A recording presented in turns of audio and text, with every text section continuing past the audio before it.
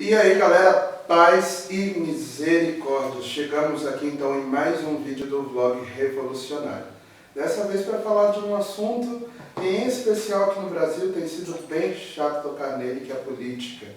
Só que a política, ela é um braço que nos ajuda a fazer o bem.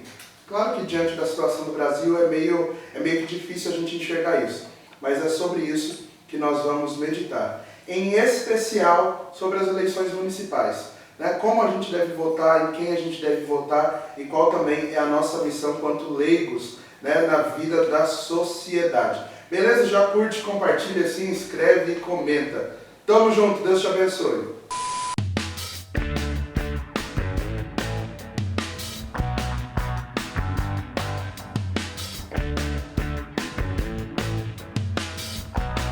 É isso mesmo, galera. A gente vai falar de política.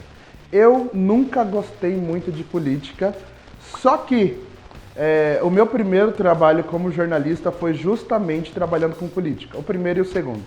No primeiro, eu trabalhei na subprefeitura. No segundo, eu trabalhei num partido político. Então, eu convivi bastante dentro desse ambiente. E ali, eu aprendi, então, a separar as coisas e também a entender um pouco desse cenário político. Mas a primeira coisa que eu já quero te dizer é que nessas eleições nós precisamos prestar muita atenção em quem nós estamos votando, em quem nós estamos colocando a nossa confiança, depositando o nosso voto.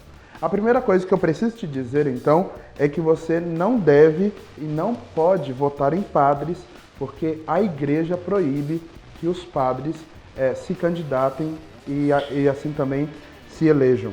Aqui no Código do Direito Canônico, olha, para você ver que eu não estou falando da minha cabeça, no Código do Direito Canônico diz o seguinte, no Cânon 285.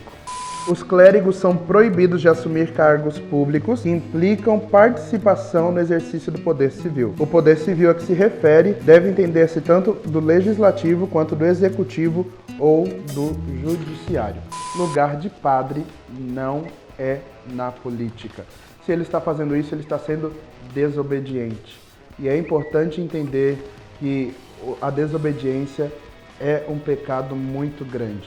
Então, se o padre está sendo desobediente, não vá com ele. Lembre-se sempre dessa frase: Roma locuta, causa finita. Roma disse, causa encerrado. Mesmo que seu padre diga, nós temos que entender e colocar em prática aquilo que Roma diz, aquilo que o Papa diz. Mas o padre, apesar de não poder se candidatar, ele tem a missão de dar a direção para o povo. Não chegar aqui com um candidato e falar, olha, votem nele! Olha, ele é o candidato do meu coração! Eu conheço desde menino. Não é isso que o padre tem que fazer. O padre tem que educar o povo, tem que fazer o povo pensar e também colocar ali aquilo que a igreja pensa. O padre tem que alertar o povo que o povo católico não pode votar, por exemplo, em quem é a favor da ideologia de gênero. O povo não pode votar em quem é a favor do aborto, da eutanásia, da legalização das drogas, dentre tantas outras coisas. Isso sim é dever do padre. E infelizmente a maioria não faz isso. Mas e qual é a nossa missão quanto leigos? Nós vamos então no IUCAT, o Catecismo da Igreja Católica para Jovens, que diz o seguinte: é uma missão especial dos cristãos leigos empenhar-se na política, na sociedade e na economia com o espírito do Evangelho, do amor, da verdade e da justiça. Para tal, a doutrina social da Igreja oferece-lhes uma clara orientação. As atividades político-partidárias não são compatíveis com o serviço dos bispos, dos presbíteros e dos membros de ordens e congregações religiosas. Estes devem estar abertos a todos. Não é missão do padre, aqui diz mais uma vez, do padre e do religioso. É missão nossa. Se nós queremos uma política justa, sejamos nós os justos na política.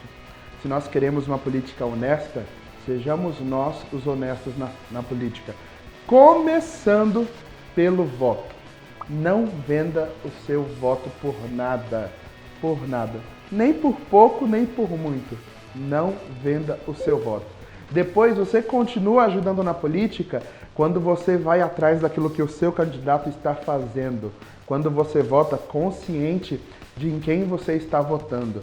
Isso é muito importante. Você também ajuda quando você vai lá e você fica atento se o seu candidato, depois de eleito, está fazendo ou não aquilo que prometeu.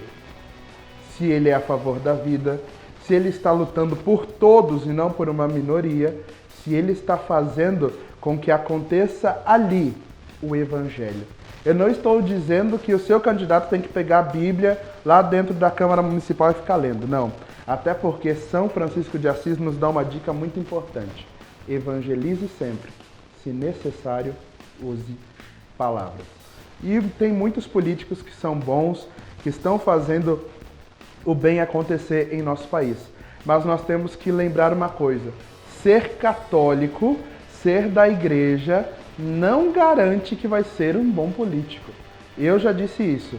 Não adianta vir para mim falando: ah, eu sou católico, mereço seu voto. Não. Não é assim. Você até pode ser católico, mas se você não tem bons projetos, se você não tem bons planos, se você não sabe aquilo que você vai fazer lá dentro e está se candidatando apenas porque é católico, meu filho, não venha pedir meu voto. É perda de tempo. E assim também deve ser com você, meu irmão, minha irmã. Você deve ser não apenas um bom cristão, mas também um honesto cidadão, como diz Dom Bosco.